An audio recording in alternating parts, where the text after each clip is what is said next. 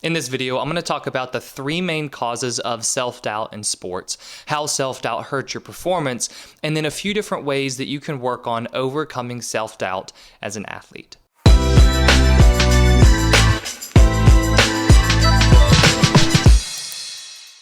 Hey there, I'm Eli Straw, mental performance coach and the founder of SuccessStartsWithin.com. Now, self-doubt is the opposite of confidence. When you play with doubt, you are questioning yourself, wondering, can I go out here and play well? I don't know if I've been practicing recently well. I don't know if I've been playing well recently. Can I actually go out here and have a good game? When you experience this doubt, it's going to lower your performance because you are not playing with as much confidence as you need. And there are three main reasons that you'll be doubting yourself as a player. Reason number one is a recent bad performance or bad practice. And so this is going to be where if you have some bad games, some bad practices, you're naturally going to be doubting yourself going into your next game. So let's say that you've had a string recently of a couple bad games and then maybe some bad practices sprinkled there in between. If you've been experiencing bad performances recently, how much confidence do you think you'll have going into the next game? Going into that next game, it's likely that those past bad games, those past bad practices, they'll be on your mind, you'll be thinking about them, and then as you think about them, you'll naturally question, can I go out here and play well again because I haven't been playing very well recently? Reason number two why you might be doubting yourself is comparison. When athletes compare themselves to others, whether it's comparing themselves to the other team that they're about to play, or whether it's comparing themselves to other players they've seen on social media or anywhere else, when they compare, that's where doubt will begin to form.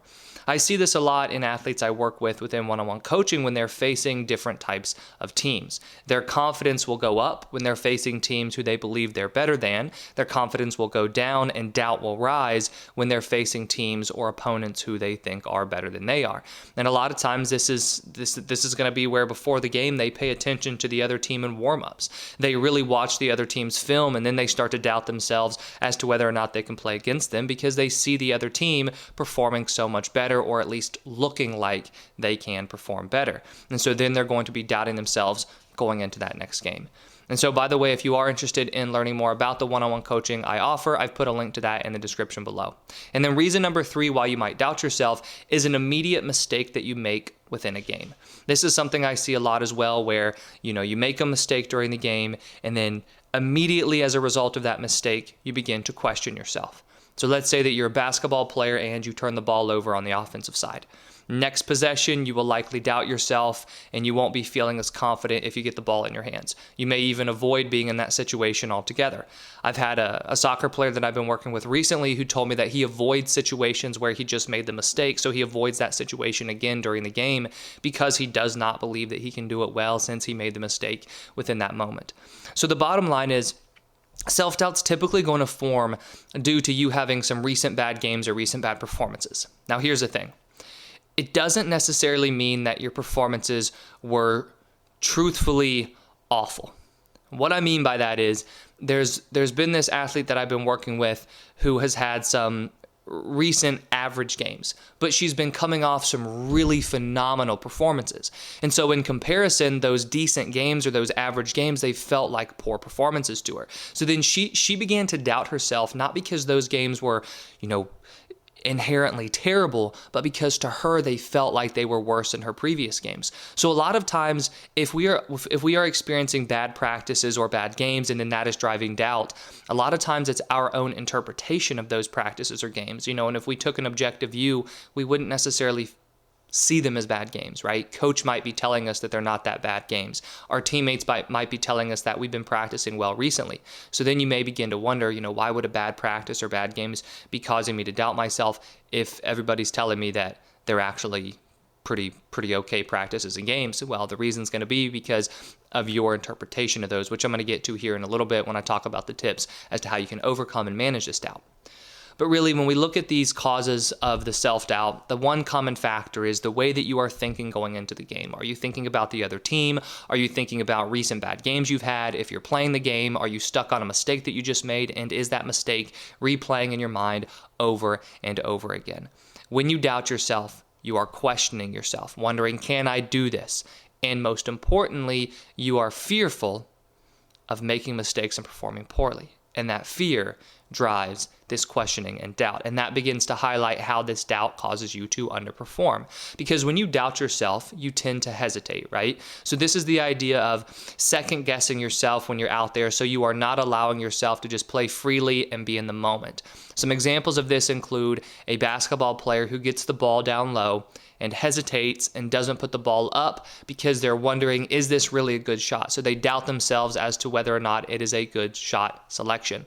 Another example would be a softball hitter who takes a fastball because she's doubting whether or not that's a good pitch. So when we see this self-doubt play out during a game, we will see it play out as hesitation.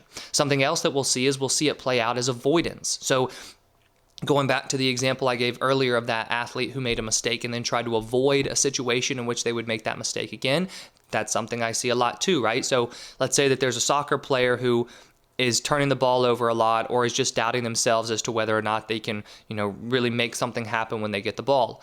Well, they'll probably avoid calling for the ball, so they might hide out there on the field. Or if they do get the ball, they might pass it off quickly and just make a really safe pass, once again, because they are trying to avoid these situations where they can make mistakes. When you experience doubt or self-doubt as a player, what this leads to is it leads to scared play, hesitant play, and timid play.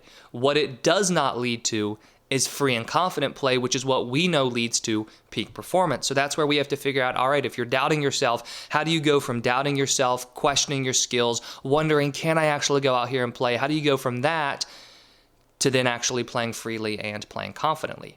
Well, the first tip that I have for you is you have to pay attention to your thinking. Because what is self-doubt other than a certain pattern of thinking? When we look at our beliefs or the way we think about ourselves or just even our emotional states in the moment, we can always link them back to the way we think. The way we think as players equals how we feel, and it influences how we play. And if you're thinking in a doubtful way, you will play in a scared way. You will play with less confidence. So if you want to play with more confidence and manage and overcome this self-doubt, what we really need to look at is, how do you play with more confidence? How do you play with more belief in yourself? How do you play with more aggressiveness? Well, that's going to stem from you playing with better thoughts. You having better thoughts when you play, you having more confident thoughts, and then you making sure that you change and reframe any of these doubtful thoughts that you are experiencing. So the exercise that I have for you, or I recommend that you use, is something called reframing. And what you do with this is you pay attention to any of the doubtful thoughts that you have before a game and then during a game. And then what you do is, once you recognize that you're having those thoughts, you just try to change them. You try to change them to a more confident thought. So for example, if you are comparing yourself to the other team and you're thinking about how good they are, you would want to recognize that you're having that thought, and then you would reframe it to, a reason why you guys can go out there and play well, or just you as an individual athlete can go out there and play well. And so you might say, or you might go from saying, the other team looks really good, I don't know if I can play against them, to, I trust in myself, I'm going to go out there and give it full effort today. Right? Just something simple like that.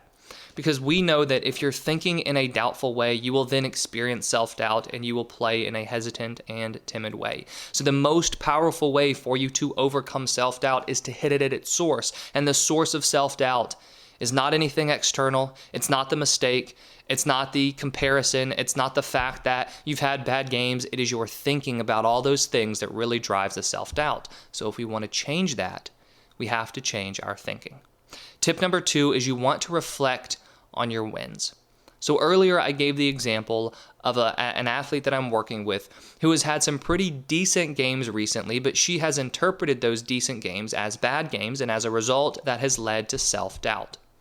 Something that she and I have been working on is we've been working on the idea of reflecting on her wins, seeing the good things that she does within a game or within practice. And that's something that is critical to you developing higher levels of confidence, which we know in turn will then manage and overcome any doubt that you are experiencing. Because when we look at how to build confidence, there's this undercurrent of the idea of success. It's very difficult to have confidence in yourself if you don't see yourself doing well. If you don't see yourself playing well in a game, if you don't see yourself playing well in a practice, it's very unlikely that you'll all of a sudden explode with confidence. But that doesn't mean that the success needs to be huge. We just have to see the success. So this is where you need to practice reflecting on your wins. So again, that athlete that I've been working with, she had games, or those recent games, she had times during those games where she did good things. There were still wins and successes that stemmed from those games. However, she was not reflecting on them. What she was seeing was her mistakes. She was seeing the things that she didn't do well and the reasons why those games were subpar. What she's begun to do is focus more on the wins, focus more on the positives, and that's what I encourage you to do if you want to overcome and manage this self-doubt. You have to practice reflecting on your wins. Again, these do not need to be huge wins. They can be small wins. Something as simple as, I bounced back from a mistake quicker today. I've been feeling really good with my energy levels. I've been giving full effort. Focus on positives from your technical side, right? My technique seems to be improving. Again, this is all about our perspective, the way we are talking to ourselves and the overall way that we see ourselves and our performances. If we tend to be negative and pessimistic and we focus more on the negatives of our game, of course self-doubt will form. Because the more you focus on the things you are not doing well, the more you will question, can you actually do them well in your upcoming game? And that questioning of can you do them well, that is the essence of self-doubt. So if you want to manage self-doubt for yourself, make sure that you are reflecting on your wins. And lastly, tip number 3 is to focus on controllable actions. So something else that I talk to a lot of players about is the idea of what it means to play with confidence, and how when you do play with confidence, it's not necessarily that feeling of confidence that's making the difference. It's the actions that you take when you're confident. And no matter the sport, we always come down to this idea of giving full effort and playing aggressively. Whatever aggressively, is going to look like for you, and whatever it really means to give full effort will look like for you. But both of those are controllable actions. And while confidence makes it easier for us to feel, that feeling of freedom that can then lead to us playing with aggressiveness and giving full effort, we don't necessarily have to have this high level of trust and confidence in order to play that way. We just have to focus on playing that way. So right now, if you're doubting yourself and you are questioning your abilities and you're wondering, can I actually go out here and play well? It's likely that there will not be a lot of focus given to those controllable actions. Instead, there will be focus given to the feeling of self-doubt that you have and the want or the hope to feel confident.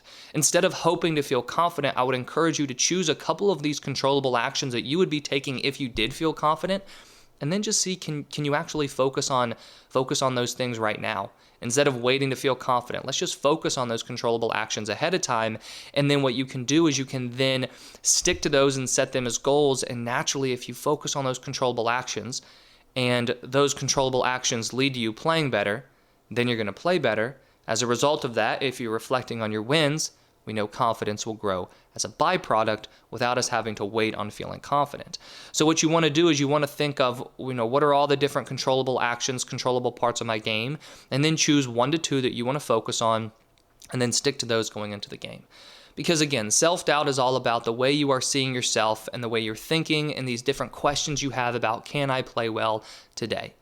Yes, self-doubt is formed because of comparison, because of recent bad games and practices, and because of mistakes that you might make in the immediate performance, but we can link all of this back to the way you're thinking about yourself and your game. So first and foremost, let's make sure we change that thinking, and then let's reflect on the wins to begin building that memory of success, and then going into a game, instead of focusing on that feeling of confidence or even the feeling of self-doubt, let's just focus instead on controllable actions. I hope you enjoyed this video, and if you did, please hit that like button and subscribe if you haven't already. I put out new videos each week on sports psychology and mental training. And if you're interested in any of the sports psychology programs I have available, I put links to those in the description below. Thank you for watching, and I wish you the best of success in all that you do.